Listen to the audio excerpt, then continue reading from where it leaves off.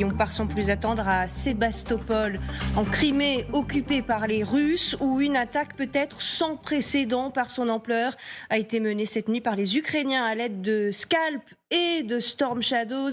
Ces missiles longue portée fournis par les Français et les Britanniques. Regardez ces images, elles sont impressionnantes. L'étendue des dégâts d'ailleurs l'est aussi selon les Ukrainiens qui disent avoir atteint leur cible. 2 navires russes touchés, donc des navires amphibies baptisés Yamal et Azov, également le centre de communication de la flotte russe en mer Noire. C'est un point très important. Bien sûr, on va vous l'expliquer avec nos experts. Nous sommes aujourd'hui avec Anne Niva, qui nous fait le plaisir de sa présence en ce dimanche. Bonjour Anne, reporter de guerre. Vous publiez aux éditions Flammarion La haine et le déni avec les Ukrainiens et les Russes dans la guerre. Marc Semo avec nous comme tous les dimanches. Bonjour Marc, ravi de vous retrouver également. Et Patrick Gautra également avec nous. Bonjour à vous, diplomate, ancien ambassadeur en Pologne et au Portugal, auteur de Mémoires portugaises. Nous attendons également le général Trinquant dans cette émission qui nous rejoindra et nous sommes en ligne avec notre expert armement. Bonjour Michel Polaco, on est ravis de vous retrouver également. Les cibles donc atteintes, on vous le disait, 2 navires de guerre russes, un nouveau coup dur pour cette flotte russe en mer Noire, mais aussi, sans doute, très certainement, le centre de communication de cette flotte russe en mer Noire. On peut dire que là, c'est une réussite éclatante pour les Ukrainiens, Michel Polaco ? On peut dire que ce sont des points marqués, parce que réussite éclatante, ça ne change pas sans doute le cours de la guerre. Mais ce sont des aspects, je dirais, à la fois tactiques et médiatiques, qui sont non négligeables et qui montrent que les Ukrainiens utilisent bien un certain nombre d'armes qui leur sont confiées ou dont ils disposaient. Ça dépend de quelles armes ils ont utilisées. Et puis, c'est vrai que s'attaquer aux navires russes dans la mer Noire, même si ce ne sont pas des très gros bâtiments, même si ce ne sont pas des bâtiments de première ligne, c'est quand même une vexation pour la Russie, c'est indiscutable. D'autant plus qu'elle a quand même normalement des moyens de contre-mesure, des moyens de détection. Et donc, si elle ne parvient pas à les utiliser, ça veut dire que tout n'est pas en ordre de marche du côté de chez M. Poutine. Alors, on va le voir, il y a un de ces missiles qui est intercepté par la défense anti-aérienne russe. D'ailleurs, c'est dans cette vidéo où l'on voit cette interception. On va pouvoir le regarder dans un instant sans doute. Enfin, c'est quand même néanmoins, vous le disiez à l'instant, un échec pour la Russie qui n'arrive toujours pas à protéger ce centre si important de son armée en Crimée et surtout de sa flotte. On rappelle tout de même que déjà des missiles Scalp avaient détruit le QG de cette flotte russe en mer Noire. De la mer Noire, absolument. Ouais. La mer Noire, c'est le théâtre d'opérations où les Ukrainiens, finalement, marquent énormément de points. C'était une surprise, parce que les Ukrainiens n'avaient pas de flotte. Mais par les drones navals, le Moskva, qui était le navire de commandement de la flotte de la mer Noire, avait été coulé en avril 2022, donc très tôt, quelques mois après le début de la guerre. Ensuite, ils ont multiplié les attaques, au point qu'aujourd'hui, la flotte russe ne sort quasiment plus. Les Ukrainiens ont pu reprendre l'exportation de leurs céréales par bateau, par la mer Noire. Aujourd'hui, les Russes sont toujours plus sur les défensives. Les Turcs ont joué le jeu par rapport à l'OTAN, c'est-à-dire qu'ils ont fermé les détroits comme leur permet les conventions de Montreux à tout navire de guerre. Donc la flotte russe ne peut pas se renforcer en mer Noire. Et aujourd'hui, elle est quasiment contrainte à rester à Novorossiysk, qui est le port, disons-le, au nord-est, dont elle ne peut quasiment plus sortir. Alors, on le disait, ce sont des missiles français et britanniques. Très probablement, on en est sûr presque à 100%, sont derrière responsables de ces destructions aujourd'hui. Le ministre de la Défense britannique vient d'ailleurs de s'exprimer. Regardez ce commentaire.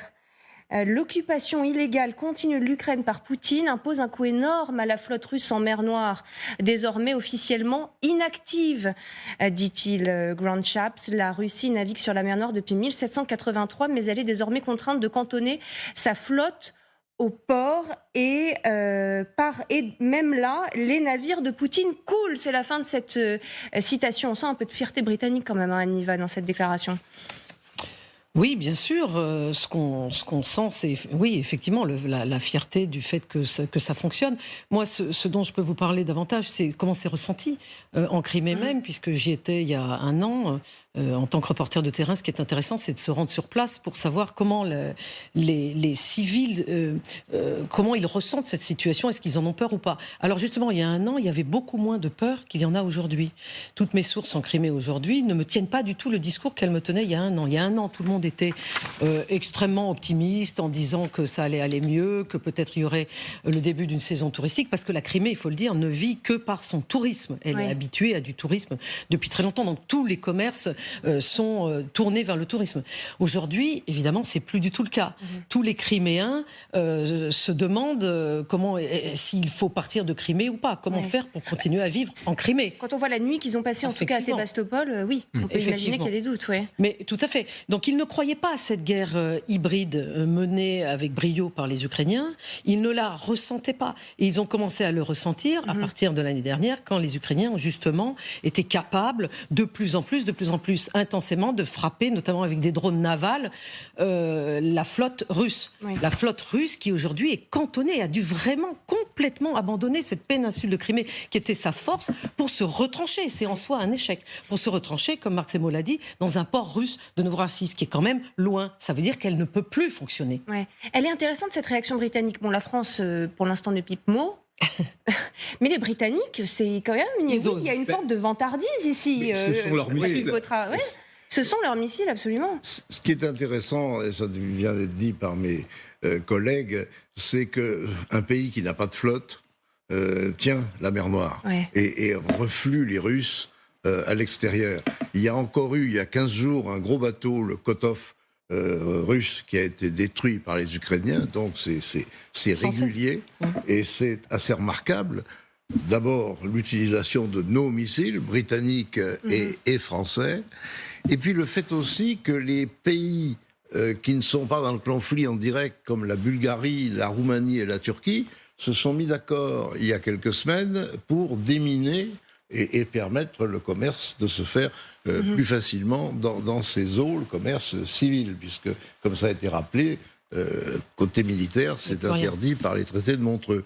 Donc, moi, je pense que dans l'atmosphère un petit peu délétère, je ne parle pas des événements récents, mais depuis quelques semaines, d'une Ukraine mal en point, qui a raté sa contre-offensive, qui subit un certain nombre d'attaques, petites mais néanmoins désagréables, là, il y a un motif de satisfaction très grand, avec en plus Sébastopol en ligne de mire, qui est quand même un emblème pour la Russie. Oui, alors un centre de communication de la flotte russe en mer Noire aurait aussi été atteint, Michel Polaco. Ça représente quoi? Plus de liberté pour les Ukrainiens ensuite pour frapper encore? Ce sont notamment des systèmes de surveillance, on l'imagine, qui ont été détruits là?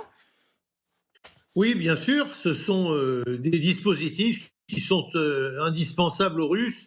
Cela dit, toutes ces choses-là sont redondantes en principe, donc les Russes, j'imagine, doivent avoir quelques moyens quand même pour pallier les inconvénients de la destruction de ce centre de commandement. Mais ce qui est notable, si vous voulez, c'est quand même le choix des cibles et la capacité à détruire ces cibles. Alors c'est vrai que c'est en utilisant pour la plupart des armements fournis par la France et la Grande-Bretagne, ce sont d'ailleurs les mêmes avec des noms différents, qui sont fabriqués par l'industriel MBDA, qui sont des missiles de croisière de très grande qualité et qui sont capables d'une extrême précision. Mais ça signifie aussi que l'OTAN, les Américains, peut-être les Français et les Britanniques, fournissent aux Ukrainiens des coordonnées de tir bien précises et les aident à faire leur ciblage. Ça aussi, c'est intéressant. Une opération conjointe, en quelque sorte, quand même, britannico-franco-américaine. C'est ce qu'on entend un petit peu, là. D'abord, c'est très significatif. Les Ukrainiens montrent que quand on leur donne des armes, ils savent très très bien s'en servir.